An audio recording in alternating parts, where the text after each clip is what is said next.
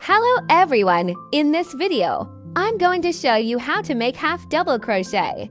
Its abbreviation is HDC. A half double crochet stitch is slightly taller than a single crochet stitch. Aligning the head of our crochet hook with the yarn. The index finger should maintain tension on the yarn. Hold the piece, yarn over. With 2 strands of yarn on hook, insert hook into next stitch, yarn over, grab the yarn, pull through the stitch, form a new loop on hook, total 3 loops on hook. Yarn over again. Grab the yarn and pull through 3 loops at once.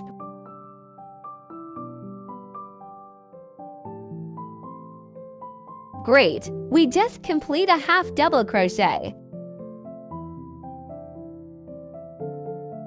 If you have any problems during crocheting, please feel free to contact us via email. We will reply to you as soon as we receive it.